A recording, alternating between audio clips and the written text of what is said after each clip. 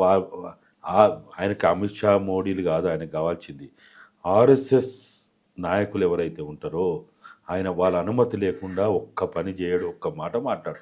గద్దారి తిట్టినా, నక్సలైట్లను తిట్టినా, లేకపోతే ఇంకెవరినన్నా తిట్టినా ఆఖరికి ఆయన అప్పుడప్పుడు ఎవరో వాళ్ళ స్నేహితులతో అంటాడా, మరి నువ్వు అన్ని ఇట్లా మాట్లాడితే కరీంనగర్లో నువ్వు ఓడిపోతావు కదా అంటే, అయితే అంతే ఓడిపోని నాకేం కావాలా, నా నా సిద్ధాంతం, ఐడియాలజీ, ధర్మం. ఇప్పుడు నిన్న కూడా మిగతా వాళ్ళందరూ మాట్లాడింది ఒక చూసిన నేను, ఈయన మాట్లాడింది కూడా చూసిన. ఆయన మాట్లాడడం ఏం మాట్లాడిండు, ఆర్ఎస్ఎస్ని మాట్లాడకుండా ఎత్తుకోకుండా ఒక్క మాట మాట్లాడలే ఆయన. ఆర్ఎస్ఎస్ ఆదేశాలతోటి, అనుమతితోటి ఇదంతా జరుగుతుందని ఇంత ధైర్యంగా చెప్పగలిగే బీజేపీలో ఎవరైనా ఉన్నారా?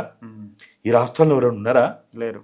ఎవరైనా ఈవెన్ కిషన్ రెడ్డి గారు కూడా అట్టెప్పుడు మాట్లాడు.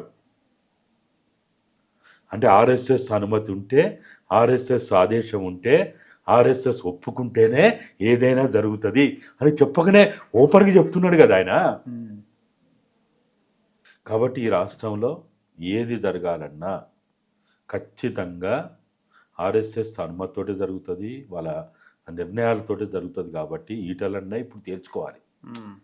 అంటే తేల్చుకోవాలంటే ఏం చేయాలి? ఆయన భవిష్యత్తు, ఆయన మాట్లాడి ఏదైతే మాట్లాడుతున్నాడో భవిష్యత్తు ఉంటుంది అనుకుంటున్నాం. ఇంకా ఏం కాలబడి ఇంతకంటే ఇంకా అవమాన. ఇప్పుడు ఆ రోజు ఆయన మీద ఏదో భూముల ఆరోపణలు అవి వస్తే బయటకు వచ్చాడు. సరే ఈయన రిజైన్ చేసిండు, వాళ్ళు కూడా వెళ్ళగొట్టాలనుకున్నారు, ఏదో జరిగిపోయింది అనుకో. నా దృష్టిలో అయితే దానికంటే కూడా భయంకరమైన అవమానం ఇది. ఎట్లా?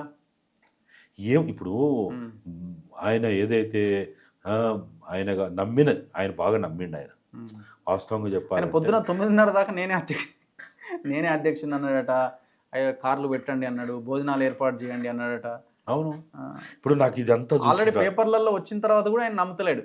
ఇదంతా చూసిన తర్వాత నాకు కేసీఆరే గుర్తొచ్చాడు. 99లో రెండవసారి మంత్రివర్గ కూర్పప్పుడు చంద్రబాబు ఆయన కూడా గిట్లనే చేసిండు.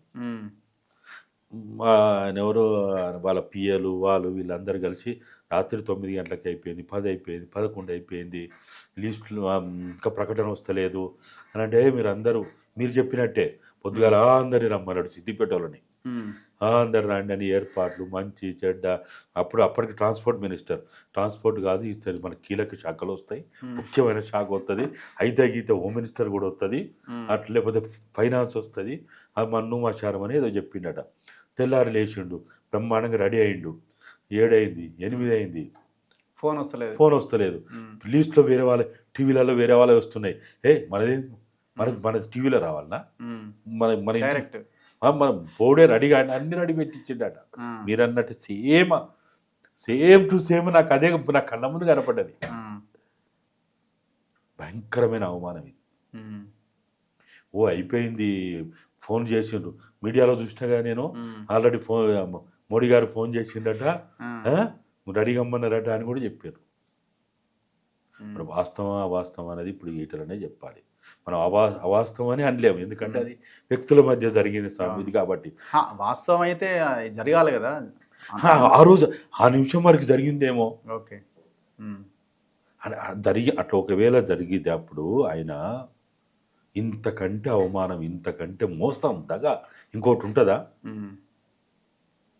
కాబట్టి ఈటలన్నా ఇప్పుడు ఏం చేయాలి? వేరే పార్టీలకు పోవాలన్నా ఏం తెలుసుకోవాలి? ఇప్పుడు ఏ పార్టీలో పోవడానికి ఇంకా పార్టీలు ఏం కాలబట్టే గన్నిగా పోయినా, ఏ పార్టీలో పోయి ఏం చేస్తాడు?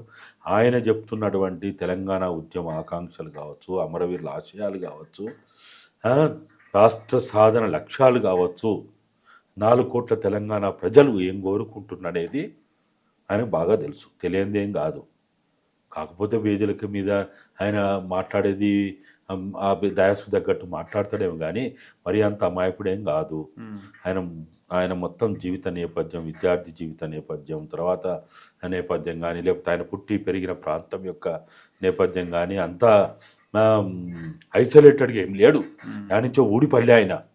కాబట్టి ఆయన మొత్తం ఒక ఘర్షణతోటి, ఒక ఆధిపత్య కులాలతోటి, ఆధిపత్య వర్గాలతోటి పీడనకు గురయ్యి వివక్షకు గురయ్యి అంటరానితనం ఒక్కటి లేకపోవచ్చు కానీ మిగతా అన్నీ కూడా అనుభవించినోడే. కాబట్టి ఆ కోణంలో ఆయన విద్యార్థి జీవితంలో డిగ్రీలో ఉన్నప్పుడైనా, పీజీలో ఉస్మానియాలో ఉన్నప్పుడైనా, పీడిఎస్లో పనిచేసేటప్పుడైనా ఆ భావజాలం ఆయనలో ఉండాలి కదా. మరి ఉన్నప్పుడు ఆయన మనమేమి ఇప్పుడు మళ్ళీ గన్నులు పట్టుకొని నీకు మోసం చేసినా వాళ్ళని పోయి చంపమంటలేము, లేకపోతే ఇంకేదో చేయమంటలేము.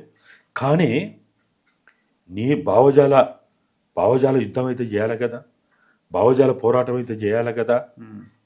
మరి నువ్వు నమ్ముకున్న నీ ప్రజలను కానీ, నువ్వు నమ్ముకున్న నీ సిద్ధాంతం కానీ, నీ ఆశయాన్ని కానీ ఎందుకు ఇంత వమ్ము చేయడం, తాకట్టు పెట్టడం ఎందుకు? ఇప్పుడు ఆయన ఒకవేళ ఆల్టర్నేట్ ఒక రాజకీయ వేదికని ఏర్పాటు చేస్తే సక్సెస్ అవ్వడానికి అవకాశాలు ఉంటాయా? ఖచ్చితంగా ఉన్నది. ఎవ్వడి గతి లేక బీజేపీకి మొన్న 8 ఎమ్మెల్యేలు వచ్చినాయి, ఎంపీలు వచ్చినాయి. మొన్న జరిగిన ఎమ్మెల్సీలలో వాళ్ళు గెలిచారు. కానీ పటిష్టంగా ఇంకో పార్టీలకి వెనుక ఉండే ఆల్రెడీ ఒక లోకల్ ప్రాంతీయ పార్టీ బీఆర్ఎస్ ఉంది కదా, కేసీఆర్ ఉన్నాడు కదా, మళ్ళీ ఇంకొక ఆల్టర్నేట్ ఎట్లా సాధ్యమైద్ది అన్న ఒక చర్చ వస్తే వాళ్ళే కాదంటాను, మనం ఎందుకు అనాలా? ప్రాంతీయ పార్టీ అని మీరు నేను ఎందుకు అనాలా? ఆయన జాతీయ పార్టీ అంటున్నాడు. మాది తెలంగాణ పార్టీ కాదు. సరే, ఆయన ఏమనుకున్నా ఆయన ఏదో హైప్ క్రియేట్ చేయడానికి అనుకుండొచ్చు, కానీ మనకైతే కనబడుతుంది కదా ప్రాంతీయ పార్టీ అని.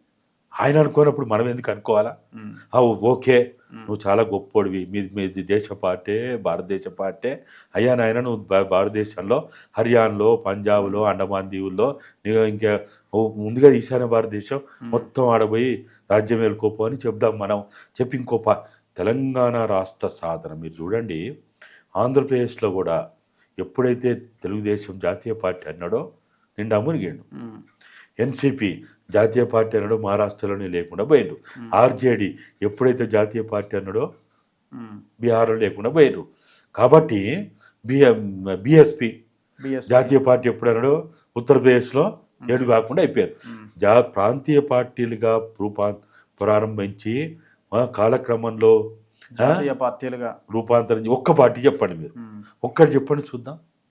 ఈ దేశంలో ఒక్క పార్టీ అయినా, జార్ఖండ్లో ఈరోజు కూడా జేఎంఎం మాది ప్రాంతీయ పార్టీ, మాది జార్ఖండ్ కోసమే పుట్టినాం, జార్ఖండ్ కోసం చస్తామన్నా జేఎంఎం ఉన్నది, బతికి బట్టగట్టగలుగుతున్నది. డిఎంకే మాది పెరియార్ పార్టీ, పెరియార్ ఆశయాలే, ద్రవిడ ఆశయాలే, మా టెరిటరీ గింతే అని అనుకున్నది. ఏమైంది? ఉన్నది కదా. మీరు ఇవి కాక ఏదైనా తీసుకోండి, ఒక్కటి చెప్పండి చూద్దాం. ఈ దేశంలో తృణములు సచ్చినా బతికినా ఆడే ఉంటుంది కాబట్టి ఆడేదో ఉంటుంది. బీఆర్ఎస్ని దాటుకొని ఈటల ముందుకెళ్ళడానికి అవకాశం ఉంటుందా? అసలు బీఆర్ఎస్ తెలంగాణ దాటుకొని ఎప్పుడో వెళ్ళిపోయింది. దాన్ని మనం పట్టించుకోవాలి. దాని గురించి మనం మాట్లాడుకోవడం, మనం దానికి ఇంకా ఇక్కడ ఏదో ఎవరి గతి లేకపోతే ఏదో అంటారు చూడు, ఎవరి గతి లేనప్పుడు ఎవడో గతి. ఇప్పుడు రెండు జాతీయ పార్టీలు కదా, ఒకవైపున బీజేపీ, ఇంకోవైపున కాంగ్రెస్, ఈ రెండు జాతీయ పార్టీలను ఎదుర్కోవడానికి అవకాశం ఉంటుందా? ఖచ్చితంగా ఉంటుంది. తెలంగాణ ఇప్పుడు టీఆర్ఎస్ పార్టీ పెట్టినాడు, రెండు జాతీయ పార్టీలు లేవా? రెండు జాతీయ పార్టీలు టీఆర్ఎస్ పెట్టకముందే తెలంగాణ కోసం తీర్మానాలు చేసినాయి. కాకినాడ తీర్మానం చేసింది కదా బీజేపీ. 2001కి ముందే కదా, టీఆర్ఎస్ పార్టీ పెట్టకముందే కదా. అట్లనే కాంగ్రెస్ పార్టీ మమ్మల్ని నేను, జయశంకర్ గారు, బిఆర్ జనార్దన్ రావు గారు, తర్వాత ఎల్లన్న, అది బిహెచ్ఎల్ ఎంప్లాయ్ ఎల్లన్న, మమ్మల్ని అప్పుడు మోతిలాల్ వోరా కమిటీ అని వేసి ఎవరిని విదర్భ వాళ్ళని మమ్మల్ని ఢిల్లీకి నేను ఫస్ట్ టైం ఏఐసిసి కార్యాలయంలో అడుగుపెట్టింది అప్పుడే. తెలంగాణ కోసం